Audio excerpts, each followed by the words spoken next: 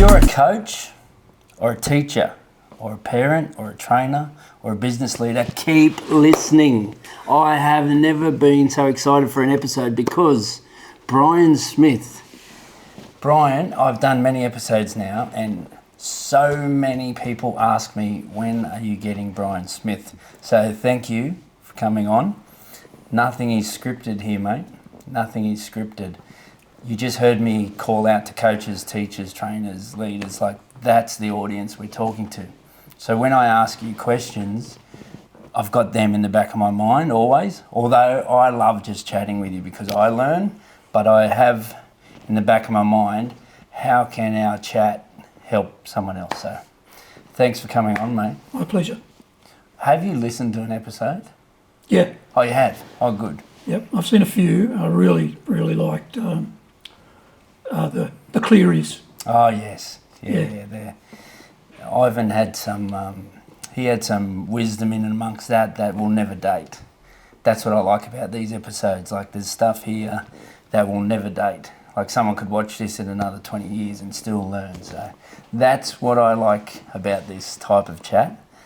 So making it tough, mate. Yeah, no pressure. But in all seriousness, to the listeners out there, there's some listeners that do know me, some that don't. But what I've done in my life up to now, you have had a huge impact in. So this episode is like, it's a good one for me. It's a good one. So do you remember, let's start where we started. So do you remember how we started? To be honest, I can't recall who it was, but somebody in the para community, the footy club, told me about you, and I obviously didn't know anything at all about you, but there was a recommendation there that made me go and watch what you were doing. And I don't think you knew I was there for the first couple of times, but you were working with some young fellas on the King's Oval, not far from Para, and it was easy to sit there and watch. So I think it was a time where we were looking for something new or different in the strength and conditioning or physical preparation side of things, and it was pretty obvious to me that you were very effective with those young guys, so we worked a way to get you going. Now you've just told me something I didn't know. I remember the day, I wanted to know what you remembered. I remembered the day you were watching. By this stage, you had me working with some of your elite level players. At the time, for a young guy, you had me, there's Jim Dimmick, there was Jason Smith, there was like some big, and we had a young Luke Burt, remember? He was about 17 at the time. But because I remember the first day you walked over to me, come out, like, oh shit, the big dog's here, and you said, do you want to work for me full time? That's how you, like, do you want to work for me full time? And I was like, oh, yeah, I'll have to think about it, But anyway, I didn't know that you'd been watching from the car or from the trees or from wherever until you've told me. Yeah, well, I didn't want to, whoever it was, that I must have definitely had respect in mind for what they'd offered to me about you, because I think you were only 19 or 20 or so. I would have been about 20. Yeah, 20 years old. Yeah, so it was a fairly big thing. Yeah. But, I think the body language, the way the kids that you had under your care, they were responding to you. I probably did some, my memory's a bit.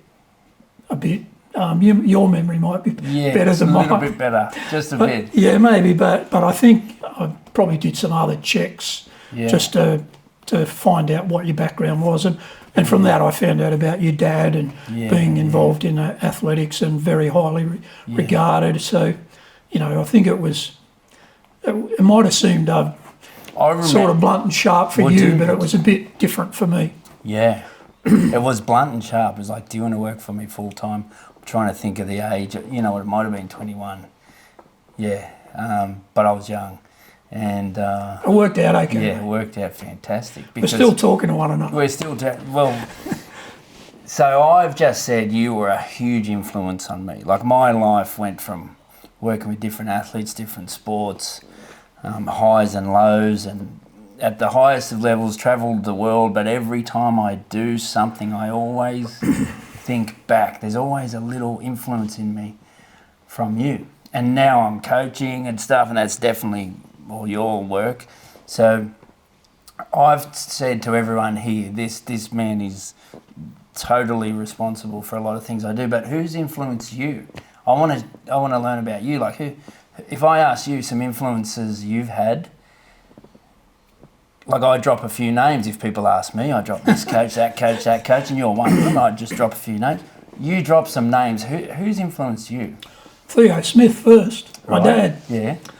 Yeah. My dad was wasn't a great player, but he was a footy lover, and took me to watch local games when I was a young fella, and you know, he was with me all the way till he died a few years ago. He was great support for both my brothers also, and my sister was born too early. Right, okay. There's footy for women now, but I'm not sure Nancy would have been in the footy ranks. But you know, that was my start, and obviously loved him for that, and respect all the support he gave me through my ups and downs. Yep.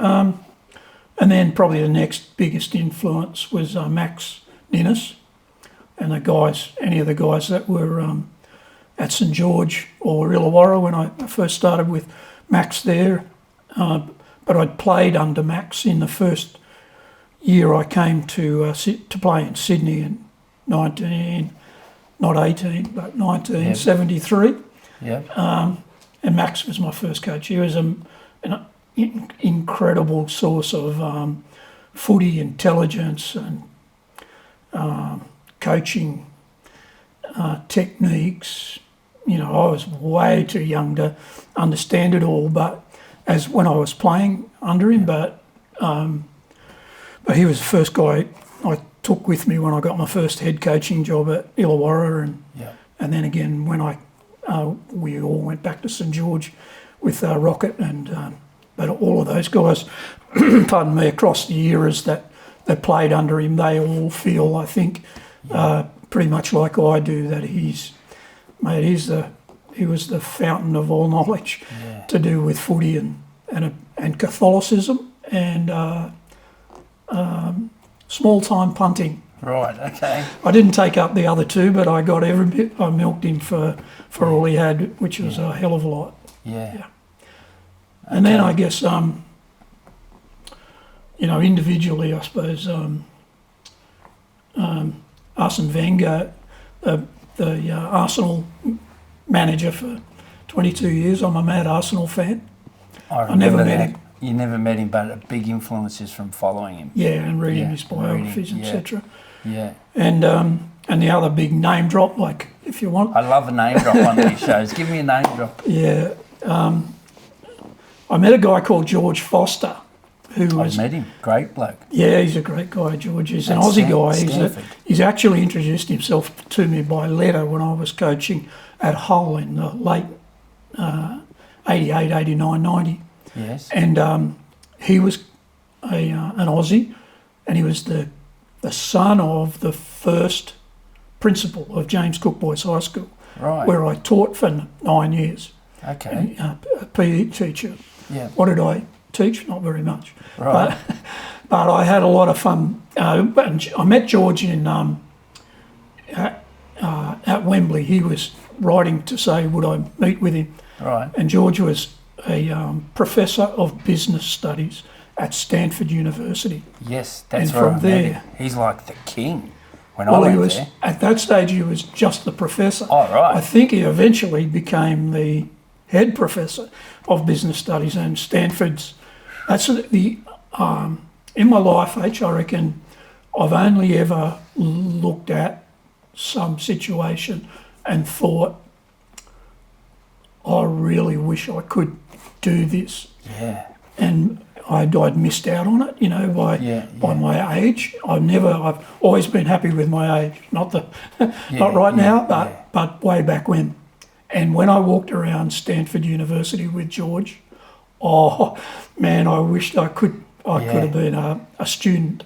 Yes. And the other time was when I took James Cook Boys High on a tour to England, and we played a game at Central Park at Wigan.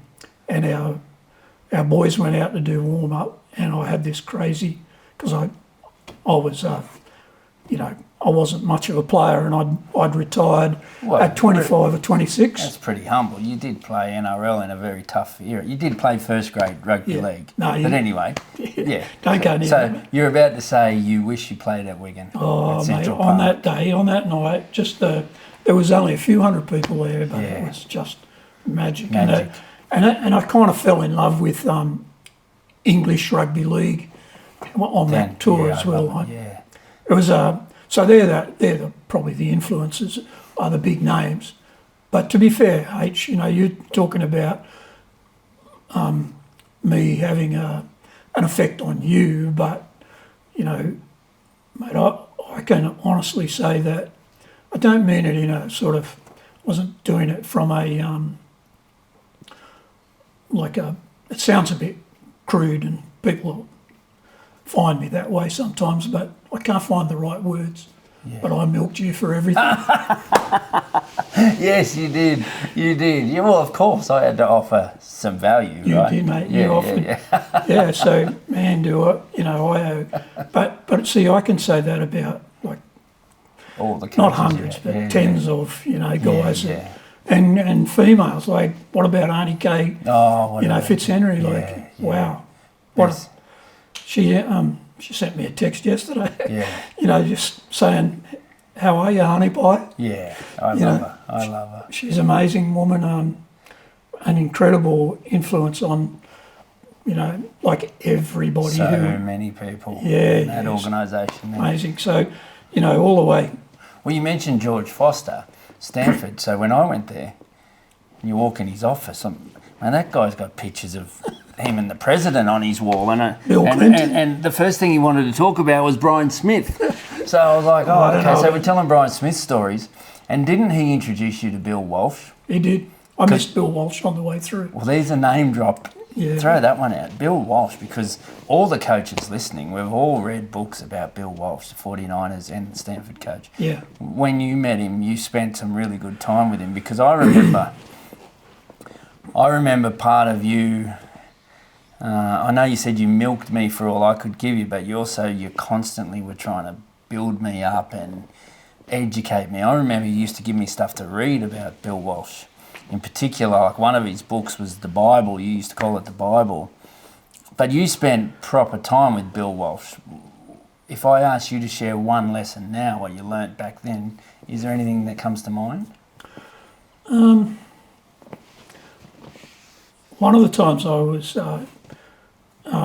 with George and Bill Walsh, I also had, I think it was Tony Smith, my brother, and who's obviously been a very good coach. A very good coach, and a big influence on me as well, giving me different perspectives, and pulled my head in a few times. Yep.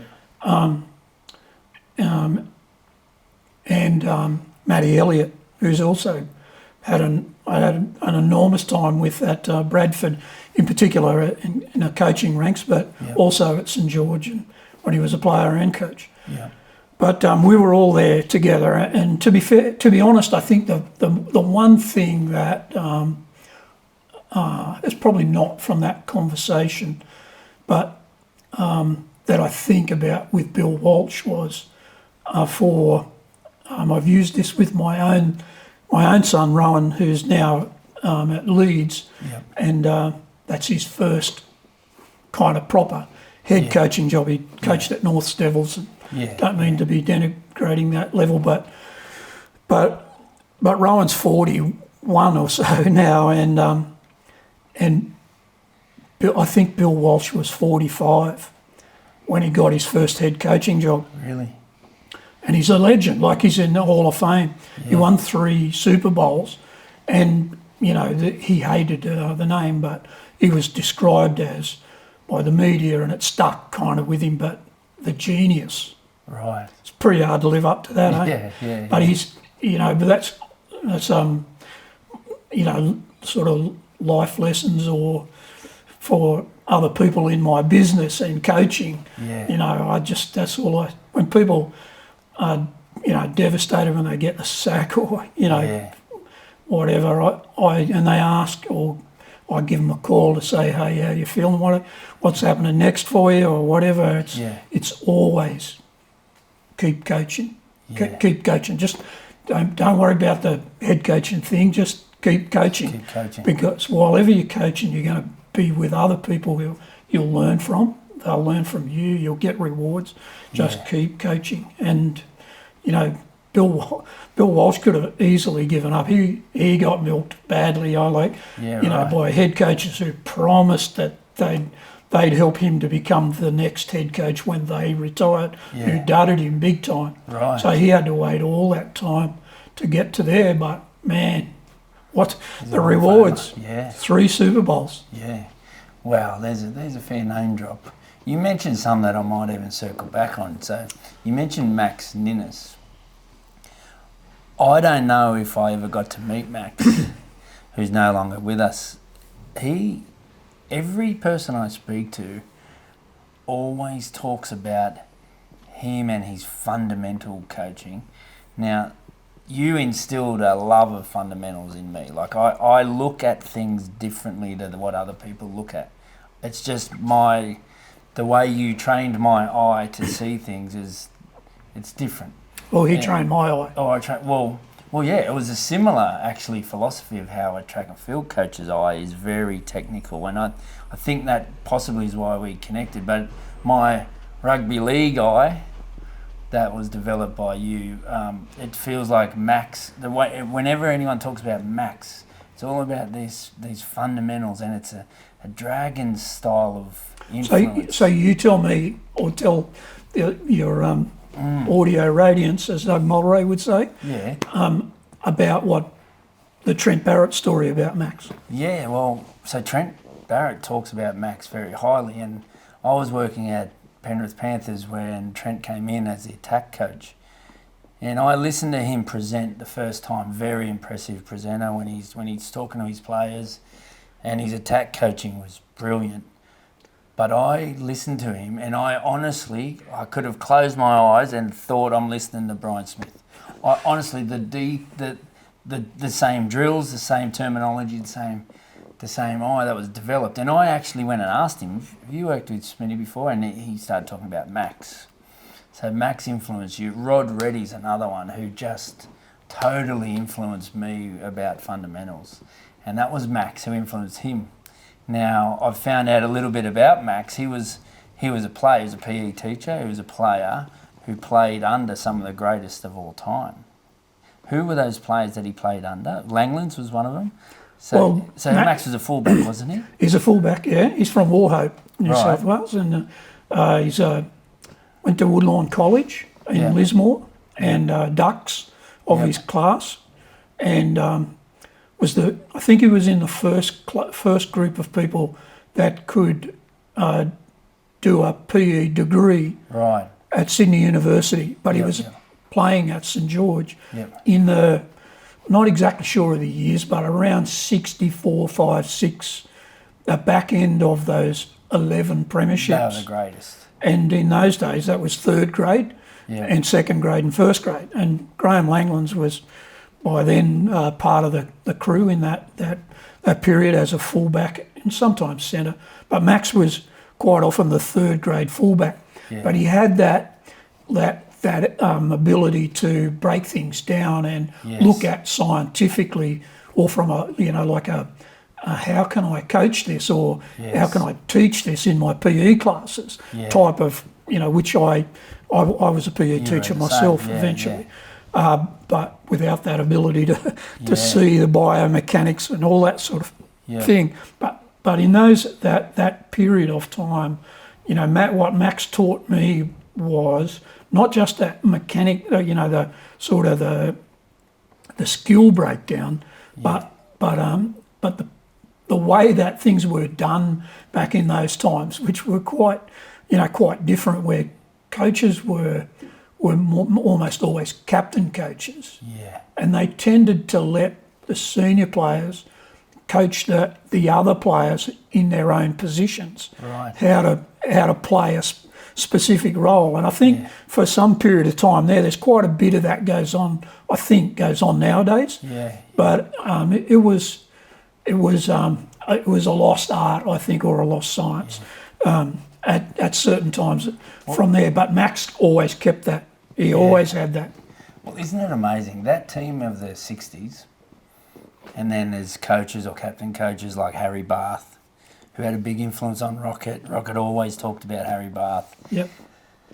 And Max, and then yourself, and then, you know, then the Trent back. Isn't it amazing that, you know, even some of the stuff that Trent left with some boys out there at Penrith, you see it. You'll see it grand final week this week. Some of the fundamentals that they're in love with practicing. Isn't it amazing that influence from those guys, and some of them no longer with us, which probably brings me to a biggest lesson me and you ever had. You flew me, we both went down to Melbourne once. I don't know if you remember, we went and saw Kevin Sheedy. Yeah, I sure do. Remember we went and had dinner with him. We walked through we walked through the casino and Kevin Sheedy was God. He was God. Remember? Hey, Mr. Sheedy. Hey, Mr. Sheedy. And no one knew who we were. We sat down in that corner of the restaurant, and I remember because they brought us a bottle of wine, and I looked at you and I was like, this is hundreds of dollars. And it was just because we were with Mr. Sheedy. And here you go, Mr. Sheedy, we've got your gift. The owner knows you're in the building. But all the stuff we spoke about that night, I remember you and Kevin were just going for it. But he turned to me and he said, talk to anybody old. Because if they die tomorrow, if you haven't made the effort to talk to them, their information dies with them. This is not why you're talking to me right now, is it? No, that's not why. But actually, what he did say, though, is unless they've written a book, their information dies with them. But now, through content, through video, like there's a lot more ways you can share stuff. But he told me to make an effort to just talk to older coaches, which you were deliberately doing. You put me on a plane and went down to meet this guy. So, again, that's another little influence you had on me. And then that was 2000. That was before that 01 season. And it has encouraged me, which my father did anyway, and that's how we kind of went. So I believe it was in me anyway, that bit of advice. But since then, that's all I've ever done. That's all I've ever done. And I'm getting back to it. I wish I went and spoke to Harry Bath. That's where that memory came from, because Rocket kept telling me, I've arranged for you to meet Harry Bath. You've got to come with me to go and meet him. Anyway, he passed away. So do you know the great story about those two people? No. Harry Bath and Rod Reddy? Tell us, share the story. So they're a young forward pack that won the comp in 76 and whatever, on my memory fades. 79, 77 and 79. So they're young, but and Harry was a famous Aussie player who went to England and perfected his skills. And he was a bigger name there than back here, but he came back eventually, and he's turned to coaching, and he's got the forwards playing these. I can still see it in my head now. How they used to play in this specific sort of way, with forwards bringing the ball out to each other and sometimes crossing back like so, and they're practicing it again. You know, it's halfway through the season now. It's 2/3 of the way through and they're still doing these plays. Yeah. And Rocket, being Rocket, says, "Hey Harry, we've done these things 1,000 times. You know, bit of frustration or whatever, but probably been a bit of a smart ass as well. Yeah. And Harry said, "Thanks for that, Rocket. Can you keep count, mate, and tell me when we've done it 2,000? Yeah. To put him in his place." Yeah. But he just kept going with it. Yeah. And it's the repetition, mate. Yes. The repetition. He was on the, the John Wooden type stuff, just doing it well is a result of, under pressure, is a result of the number of repetitions you've done and the quality repetitions that you've done. That's the essence of coaching from my point of view. Yeah. Well, I remember when you did coach, you had, mate, to be honest, you had your players. Personally, I don't think it's done enough anymore. You had your players doing block skills, you call it basic fundamentals every day. These days, mate, they've got to have a day off here and a day off there. And you're only allowed one session a day. And like you were back in the Bill Walsh. Like if you go read the Bill Walsh book and you see the schedules of his pre-seasons, they were doing 2 a days, they call them in the NFL. They were double day, double day, double day, double day, every day. Repetition. That was Pre-season. Pre-season, yeah. And I'm a massive believer on that, and I don't think it's done enough anymore, but I tell you who it is done by, the great ones. Yep. That still hasn't changed. I've got a great story there, if I can. I'm name dropping again, but it was my first time I got a chance to go to the UK, and I got to go to the Chicago Bears summer camp. Yeah. So that's their pre-season in Platteville. We love name drops on this show. Let's go. So we're in America. Platteville. Mike Ditka, for NFL fans, he's the coach, and it's a season or two after the Fridge. Right. The Fridge scored he was a defensive player, but he scored a touchdown. He was a big roly-poly type, massive human. Which team are we talking about? Chicago Bears. Yes. Here we go. And pardon me. You're there. And sort of this is my the way my memory works about and why I am like I am with footy. Pardon me. I didn't, apart from the Fridge, I didn't know a single player or whatever, but I knew who Mike Ditka was. He'd become the head coach by then. So after a morning practice, there was a guy there who was 6'8" or 9 or so, and he's a defensive lineman. Yeah. He's a massive human. And they put him up on this sort of rostrum or, whatever there to, like Ditka stood on it first and spoke to the media. It was a media day for him. Yeah. And so this guy, I think his name's Kevin McBride, if I remember properly, but anyway, he's just announced that it's his final season. He's played 14 years or whatever of in the NFL, and some journo sort of says some insightful thing like, how do you keep yourself motivated? Slogging it out in these double days.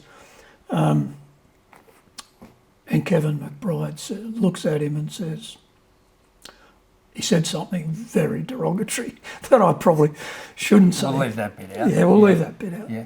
He was right though. Yeah. It was a dumb question. Yeah. But, I'm paraphrasing now, but it was, the essence of it was, it's not hard to find motivation when you're trying to perfect your skills. Yes.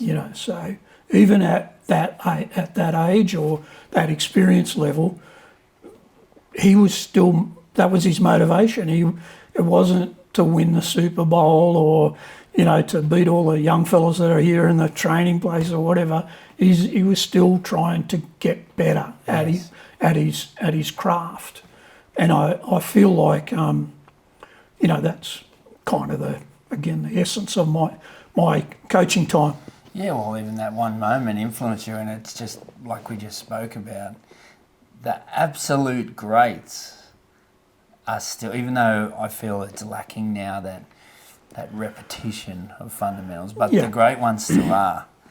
And the love of practicing It should be in my opinion. I'm not in the recruitment space, but if ever I am and I'm signing up a player, I am going to ask the player, how much do you love? But I think you should ask that question anyway How in much your do you love new this role game? out the. Well, yeah, you've got to coach those guys. Yeah. Pardon me, this year, and I think every person whether they're in the physio room or in the recruitment room, wherever you are, understanding what your players, reason for being there, or what is it that drives them. Because the ones who love it will practice more. Studying film's not a chore. Practicing, you see a 16-year-old down the park practicing extra work because he loves it. Yeah. It's not a chore. That guy played 14 years and he was still trying to get better. It's not a chore. So how did he say it? He said it's not hard to be motivated. It's not hard to find the motivation. It's not hard to find it if you're trying to master something. That's it. Yeah.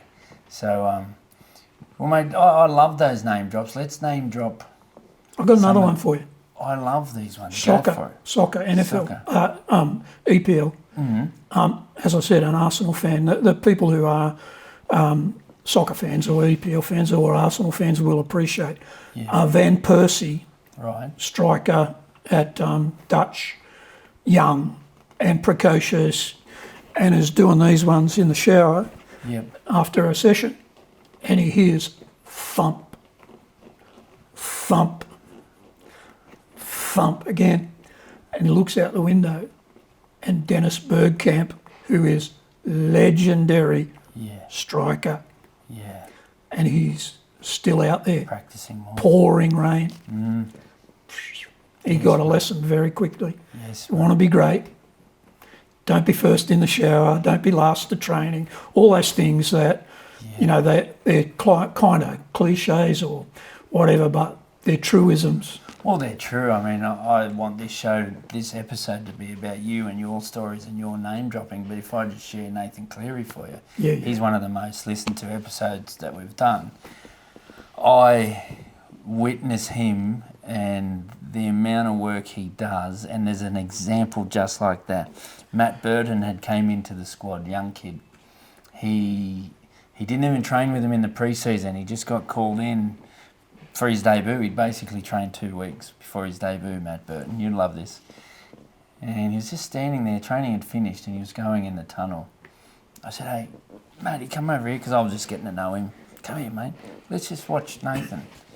He's like, I said, "No, just watch." I said, "I bet you he's last on this field." So all the boys are doing some work, and everyone, by the time they're in the shout, there's Nathan. I said, "Keep watching." And I made this Matt Burton stand there and watch. And he was out there he practiced every kick, every scenario, goal kicking, like just loves it. So then we have Matt back the following week. I say, "I challenge you tonight to be on the field longer than him." So anyway, the training's finished. Boys are packing up. Nathan's doing what Nathan does. So Birdo goes down the other end of the field. He's kicking a few balls. Nathan's looking back like, "Who's this kid? Like, he's not going to beat me. I'm last, So anyway, it was funny to watch. I sat back in the grandstand. I was just watching. He wasn't leaving. Until Alan Mayer's a great bloke. He was like been around the team for I know. Alan. So Alan had to go turn the stadium lights off, because neither of them were going to be last, but. There was an example, like that soccer example. There was a senior great player teaching this kid a lesson. And I'm pretty sure what Nathan has then done to like those other guys around him, it's become cool to practice more. Yeah. And you can see it. Well, it works, like everything stems from it. Not only does it work, as in the muscle memory and all that sort of stuff. Yeah. It is a massive confidence builder. Yeah. The fact that you have worked hard at your craft, in the rain, when you're tired, when you know you've done that work. Yeah. Right. Let's keep name dropping by asking you the question. The best player you've worked with and why? What did you love about their characteristics? I think the first time I really came across a player who was doing, what you've described there with Nathan Cleary is Mick Potter. Right. He was Mick's. I think I'm right in saying he definitely won 2 Dally M's. Yeah. But I think he won it in his first year, and maybe, wasn't his last year, but it was right at the back end of his career. Yeah. 2 Dally M's like that. Right. And he was the first guy that was doing that Right. practice after training. He would, my brother and Mick travelled together, but they both lived down the coast and travelled together quite a bit. So my brother's kicking got better because Mick he was kicking had him out there, and he couldn't go home till Mick had the keys for the car. So they worked together, and he practiced so hard on he could catch, practice the dribble kick, the ball on the ground, the ball in the air, the sucker ball, the easy catch, and everything. He practiced it so well. He was a devotee to this. He loved it. Yeah, this thing. Sometimes you don't have to love it. You can't love it all the time, but if you know something works, you know that you're going to get a reward for that. Right. Well, there'll be a lot of older listeners when you say Mick Potter now picturing him playing. Steady now, come on. Yeah. He's not that sorry old. about the age bit there. Okay, so we're just the best player you've worked with for that area. What about your favourite memory as a coach? Is there one that comes to mind, your favourite memory? Or what did you love about coaching? Oh, too hard, mate. Is it? Too hard, yeah. I don't want to challenge your memory, but you had some good times. Oh, fantastic. I'm 4'2" and, only just smarter than the average bear. But I'm not, and it was my whole, the last 10 years of my life is the first time I haven't been in almost utopia, Yeah. It was sliding moments. Like I can't tell you how many times, something happened that if it hadn't, I wouldn't have been there. Right, so I'm thinking of the young coach. What about this for a story? Hit me with it. I'm coaching in England. Yeah. And going okay. Yeah. Doing well with Hull. Yep. And really enjoying Hull bit. People of Hull made me feel like I was missing out. Right. If I wasn't enjoying myself. Yeah. That's what they want to see their coach that he's happy and he's in there and whatever. And it did. It taught me to being there. But at the same time I'm coaching there, Rod Reddy is coaching in Barrow. Right. Rod Reddy, one of the greatest players ever to play the game, and me, Jack Average, not even, Jack Unaverage, below average.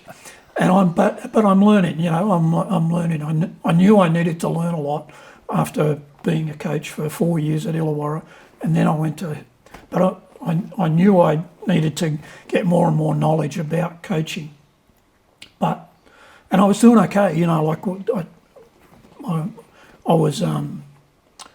I had an effect on the people in Hull. Yep. They had a massive effect on me. Yep. And I'm just, thinking this is really good. I'm going to be here for a while or whatever. And out of the blue, I get a phone call from Jeff Carr, who I'd played with and knew from North Coast days. Pardon me.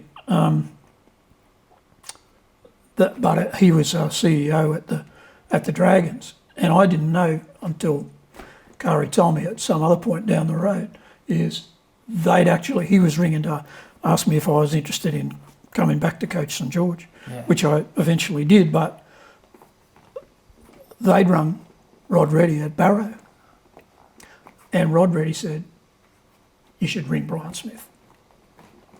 Wow. Wow. So they rung Rod Reddy.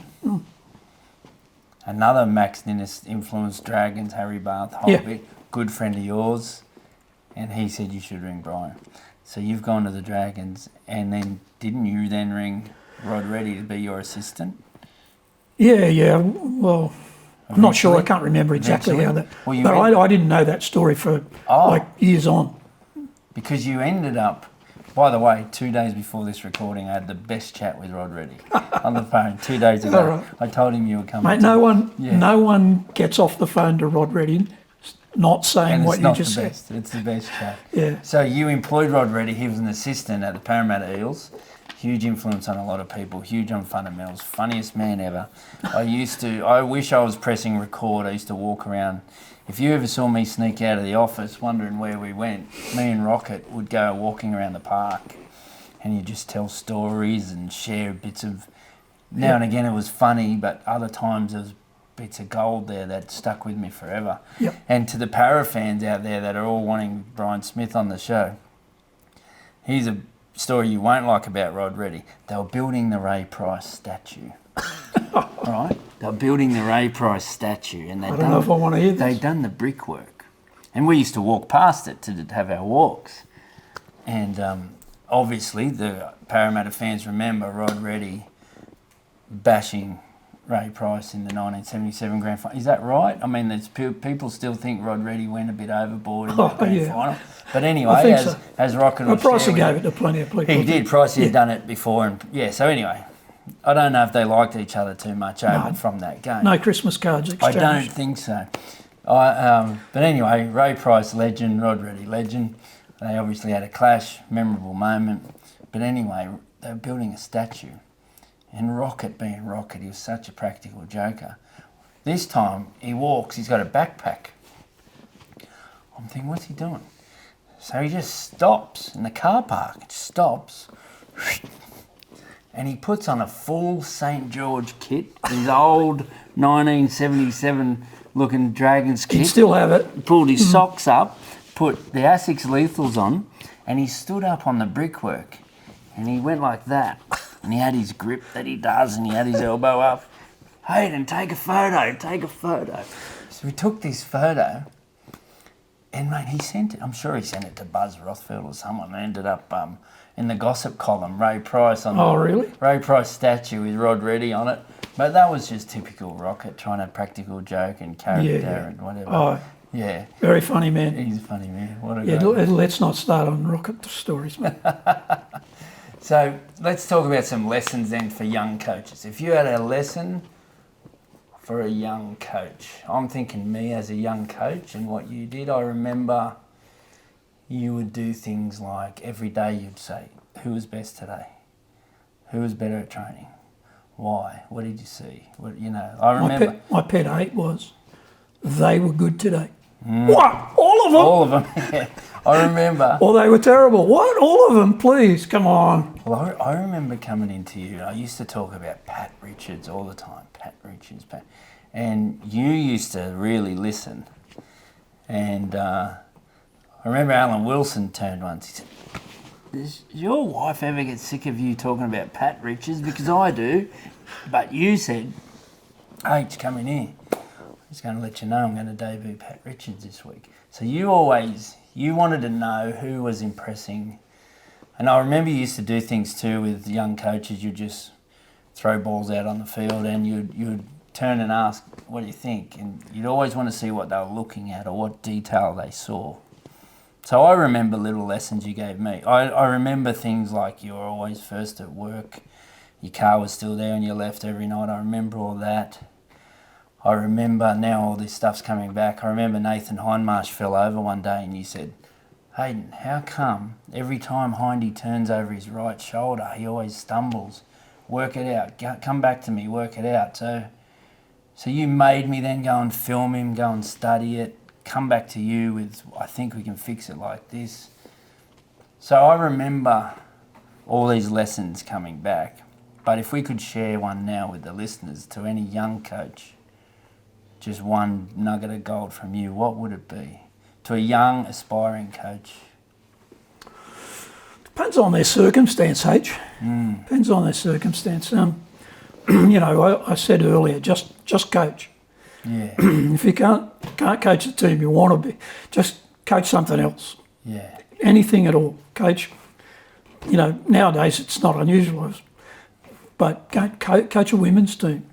Yeah. Coach basketball. Coach anything. Just Yeah. you're gonna learn things by coaching. You don't learn much by, maybe if you could. It's hard to get someone to agree to let you go and watch them coach, because everybody sort of feels a bit awkward about that. Yeah. So, and that only works in limited doses anyway. Yeah. I think. Yeah. Just I always, that's my pet thing. Read about. I read a book called Paperback, about that big, about this big. Yeah. Bill Parcells, Yeah. NFL coach. His father used to say when he'd come home and be grumpy or whatever, they lost or whatever, but his motivating adage, Sir Bill Senior to Bill Junior, was, "You get no medals for trying, son." So, he's pretty tough. Yeah. Pushing him out there again to go and, do it better and find better ways. But that book is, that sort of set the tone for, he used to sleep in the office and, just work and work and work as a coach till he find the answers. Yeah. That's my, and perseverance is like, don't, Ivan's on the gravy train at the moment, but if everybody wants to be Ivan, or would love to be where Ivan is right now, but what about when Ivan's chiselled his way out of the he had some glory with the Warriors, but eventually he had to move on, and then he's had other ups and downs with his career, and perseverance is and you got it. I'm certainly not a tough man. I'm not physically tough, or I'm not particularly mentally tough, but I found myself when I was coaching at Illawarra, and we had a great season in my starting season, but the next two were, really, really tough. I can remember thinking to myself, and then certainly thinking back on, I'd after 4 or 5 losses or whatever in a row, and sort of 3 knife and fork to the mouth, shovel it in, go to bed at 9 o'clock. Yeah. Very, very, very disappointed with the situation. Wake up and think, oh, geez, I'm late. I've slept through the alarm, and then you look at the clock and it's 11:15, and you can't get back to sleep because your mind's full of it. Go out and put the old VHS on and start to watch it, and eventually you sort of freeze it and look at the thing and come to the realisation those people are never going to win another game while I'm their coach. And then you have to go to work the next morning. Yeah, right. With a completely different attitude to that. So it's tough. Yeah. Coaching is tough. It's not for the weak. That's why I don't coach anymore. I haven't got that toughness. I lost it about. No. Because one of the great parts of the Ivan Cleary episode, which you referred to there, you listened to it. I was living with him at the time. He nearly quit. And when I say living with him, I stayed when I was working there. I would, a bit like I did with you once in Parramatta. Yep. So he was that close to quitting. If anyone that could look back at that moment, and now 4 grand finals in a row, you always used to say something around, if you're going really, really well, you're still only that far from it That's crashing. it. That's or if it. you're going really, really bad, just around the corner is this, Yeah. So that's a great example of that. You mentioned there's some tough times. Share any or too many or because it's a roller coaster. It's a roller coaster. Oh, yeah. Yeah. Okay, let's go to it from the coaches that are listening. You need personally, and you might even tell us stuff you look back you could have done better. I don't know. But truckloads. But personally, I feel you need to be front loading your own mental game, your own practice about being calm, your own health, you need to front load a lot of stuff to prepare you for what's coming. 100%. Yeah. So what I'm saying to you is, when I'm sitting there looking at that VHS recording, that's only me, mate. There's no one else there. That's me reconciling stuff, trying to find answers for myself so that I can present that in a way that's going to be motivating, corrective, and getting us into getting everybody in, staff, as well as players. Managing staff, because that's you picture you're an assistant coach and all you've ever done is coach a certain component, but then all of a sudden you become a head coach, and you're now dealing with boards, media, player agents, happy players, unhappy players, players that need a contract to support their family, to where does it end? It's a circle. Okay, so It's a rolling circle, mate. Get off. It's a hurdy-gurdy. It's never like you're 10 minutes away from. So your mind never stopped to the point where sometimes you're not sleeping. So your mind never stops. Looking back, though, would you have now knowing there's a lot of information around looking after your own mind these days. So looking back, would you have possibly got in a bit of a routine around any, mindfulness type stuff? I know that coaches, we now preach it to players to look after all that side of things. Yeah. Meditation, breathing, practicing calm, gratefulness, all that. Looking back, how important is that as a coach? Vital, I would say, essential, necessary, and if you want to be effective in a more controlled manner, it's all of those. You can't do that sort of stuff without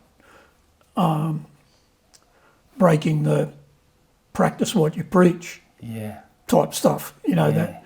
So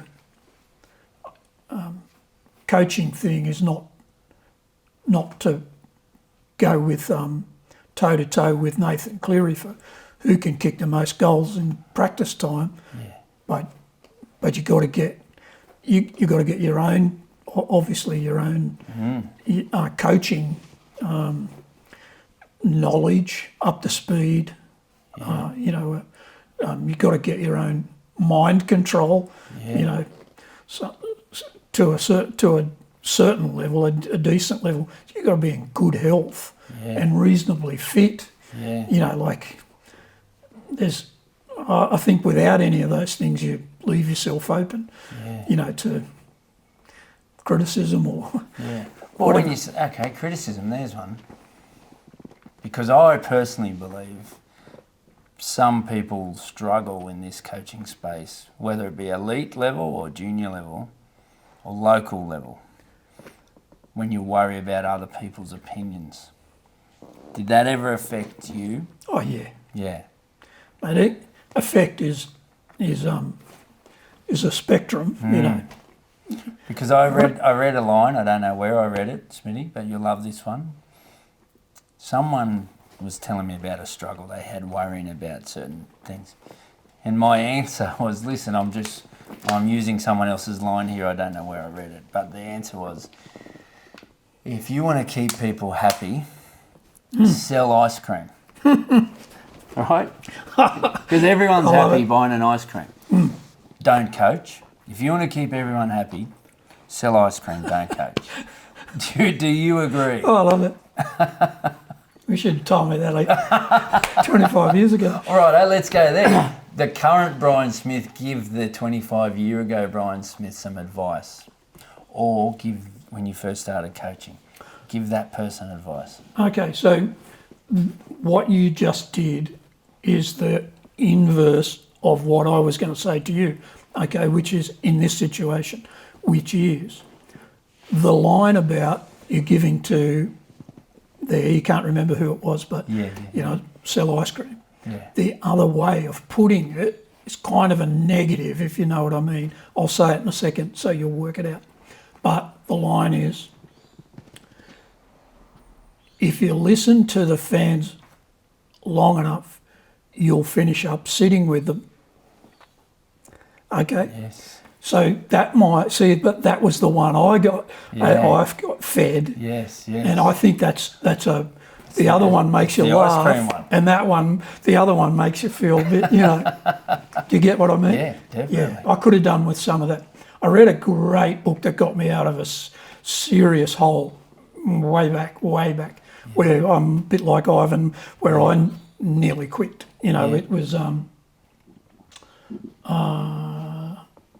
guy named Smith, Paul Smith, his name was, and he was a bit of a, psych man, you know, sports psychology. And he gave me a book called Learned Optimism. Yeah. I don't know if it's still in print because it's a long time ago. Yeah. The guy his name was Seligman, and he's a world expert he'd done all the studies on it. And there's two things that I remember about it. And now only one of them's coming to mind. Oh no, the first thing is, the good news is, the title of the book is true. Yeah. You can learn to be optimistic. Yeah. And the second one is, pick your mother very carefully. Yeah. Because that's what the study showed, was that if your mum was optimistic, you're pretty much certain of being optimistic yourself. Yes. Unfortunately. Not all mothers are, so you can learn it. Yes. Yes. Well, it's too late. Yeah. You know, for some of us. But I learned how to turn enough things. My mum was a beautiful lady, but it was very hard for her to find, you know, the optimistic. And maybe it's that generation, but yes. A sports psychologist named Michael Gervais does a great podcast called Finding Mastery, and I did a course that he runs, and there's a whole piece on learning optimism as a skill. Yep. It is a skill of all the most successful coaches, all the most successful athletes. Yep. Optimism is a skill. Very high percentage. A way that I've stolen from Michael Gervais to train optimism as a skill was some journaling. I don't know if you've ever delved into journaling in your coaching, but I did it. There's still current players now, great players, doing it, following this journal I had, where to train optimism as a skill, under the advice of Michael Gervais, write down 3 good things that happen every day, 3 good things that happen. Now, he does it in a way of one good thing could be someone said hello to you or gave you a phone call or whatever. But you can also do that within a training session. Write down 3 good things that happen, which when I started doing it, I actually thought of you. When you used to come in and say to me, who was best today? Why? What was so good about it? It was actually a skill that was being trained in me back then, but I actually do it now with players where we write it down. We write down 3 good things that happen in that session. Yeah, because it is a learned skill. Well, you know, the writing down is just, it's like adding cement. Yeah. You know, it's making it concrete. Yeah. Mate, we've already gone for an hour. Can you believe we could chat forever? We could do part 1, part 2, I part do, 3. H, because I think there's something up there that makes you and me talk for bloody ages. Yeah. Every time we get together. Well, we'll do it again after we stop recording. Mate, there's so much we could talk about, even what your sons are up to, like Keegan and Rowan, and You bet. and you mentioned your brother, like your brother, what he's done in England. There's so many good things. Some of the players you've coached, like I know that Nathan Kalis will be listening now, and he's now coaching. I know Trent Robinson will listen, and you've influenced him, who's now doing great Got his watch things. on. Yeah, whose watch? Robbo gave it to me. Robbo gave you that watch. Well, there you go. There So it is. there's so many coaches that have worked under you that are now influencing other people that, yeah, we could go on forever. But I know a lot of them are listening, and I know a lot of them will be grateful for the episode, Thank you, mate. like I was. Thank you. Some of the best learning you will ever do will be talking and listening over a beautiful glass of red, which brings me to thanking our sponsors at Mortimer's Wines. Mortimer's are a family-owned vineyard in the beautiful region of Orange, New South Wales, Australia. Their historic 150-year-old schoolyard building that is now the cellar door, it provides a great atmosphere to taste their fine wines. Visit mortimerswines.com.au. Some of the best learning you will ever do will be travelling. Give yourself space, time to creatively think, to learn, to meet people, or take a vacation with your family. Give yourself that time. And there's no better person or people or company to help you than the people at Tripadeal. Their experienced agents will look after you from start to finish. They will plan your flights, your accommodation, your car, your excursions, whatever you need. If you want to plan a trip of a lifetime, Tripadeal is the place to go. Tripadeal.com.au.